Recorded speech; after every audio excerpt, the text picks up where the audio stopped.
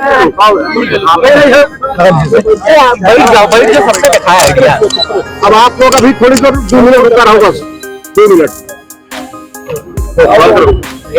कैसा कार्यक्रम सरदार वल्लभ भाई पटेल जी की 150वीं जयंती अवसर पर देश में भारतीय जनता पार्टी और हमारे सामाजिक संगठनों के माध्यम से इस प्रकार के पदयात्राएं निकाल रही है। उसी पदयात्रा और सरदार जी को जाने, सरदार जी के कामों को जाने, खासकर हमारी नई पीढ़ी, तो उसको लेकर हम लोगों ने आज जनसभा का भी आयोजन किया है। अभी आपने अपने भाषण में एक हाइब्रिड किसी को बताया है, कौन है? देखो, हाइब्रिड कौन होता है आप लोगों को मालूम है। हम लोग तो गाँव के उससे आते हैं, जो बीज का जो जनरेशन चेंज किया जाता है तो उसको हाइब्रिड कहा जाता है। नाम बताएंगे सर?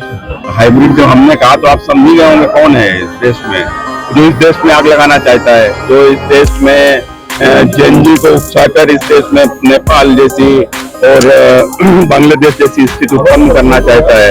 कौन है उस देश का नेता? विपक्ष है, राहुल गांधी। वंदे मातरम गीत को गाना अनिवार्य कर दिया है।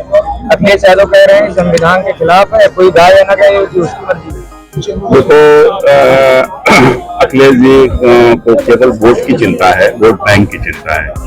इस देश में जो जिन्ना की जो 2 नेशन थ्योरी, उसको बढ़ावा कैसे मिला था? ऐसे मिला था कि जिन्ना की जो फालतू की जो उनकी जिद थी उसको कांग्रेस ने कहीं ना कहीं माना, और उस समय पर कांग्रेस के नेता कौन थे? नेहरू जी थे। तो जब उन्होंने उस तरीके से कांग्रेस जिन्ना को जब बढ़ावा दिया, और जिन्ना को बढ़ावा देने के कारण से जब वंदे मातरम की लाइनें काट दी गई, क्योंकि उसमें दुर्गा माता का कहीं ना कहीं उनका आता है, तो जब इस प्रकार की स्थिति हुई तो ये तो वंदे मातरम काटा गया। और वंदे मातरम क्यों नहीं गाया जाएगा भैया? वंदे मातरम गाकर ही इस देश को आजादी मिली है। हमारे क्रांतिकारी वंदे मातरम बोलते हुए फांसी के फंदे पर झूल जाते थे, हमारे लोग गोलियां खाते थे, वंदे मातरम चिल्लाते थे, तब जाकर इस देश को आजादी मिली। आजादी वंदे मातरम किसी व्यक्ति का नहीं है, वंदे मातरम तो इस देश का गायन हुआ, इस देश के क्रांतिकारियों का गायन हुआ। और अखिलेश तो केवल उनको तो केवल अपना वोट बैंक की राजनीति करनी है, लेकिन आज जिस प्रकार की ये भाषा बोल रहे हैं ना, ये देश के लिए खतरनाक है और हमारे भविष्य के लिए खतरनाक है। अच्छा सर, आपने जिक्र किया सरस्वती शिशु मंदिर स्कूल का जिक्र किया, क्या आप वहाँ से पढ़े हैं? हम लोग यहीं से पढ़े हैं। तो क्या अन्य समाज के बच्चे वहाँ नहीं पढ़ते हैं? सारे समाज के बच्चे वहाँ पढ़ते हैं, तो इसमें समाज से बच्चों से क्या मतलब है? हमने कहा कि हमारे शिशु मंदिर में, विद्या मंदिर में जब हम लोग पढ़ते थे उस समय अम्बेडकर जी को बहुत शायद नई पीढ़ी जानती भी नहीं होगी, अम्बेडकर जी के कामों को नहीं जानती होगी, लेकिन हम लोगों को बताया जाता था।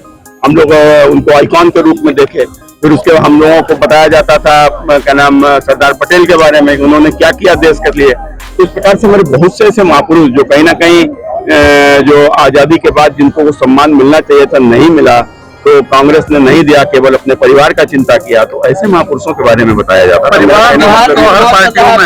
परिवारवाद की बात अपनी, परिवारवाद तो आपकी पार्टी में है। मेरी पार्टी में कोई परिवारवाद नहीं है। मेरी पार्टी में कोई मुख्यमंत्री का बेटा नहीं बन सकता। मेरी पार्टी में कोई प्रधानमंत्री का बेटा नहीं बन सकता। मेरी पार्टी का राष्ट्रीय अध्यक्ष कोई राष्ट्रीय अध्यक्ष का बेटा नहीं बन सकता। ना तो बताओ आज अटल जी के पीछे कहाँ है?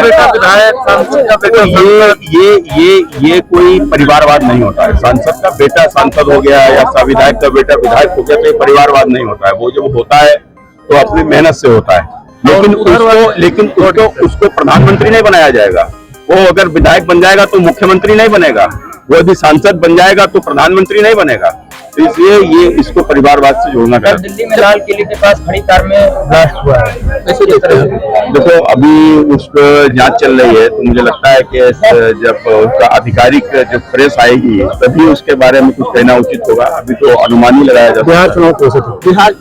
बिहार में एनडीए की जबरदस्त लहर है और एक बड़े बहुमत के साथ वहाँ एनडीए सरकार बना है। ठीक है।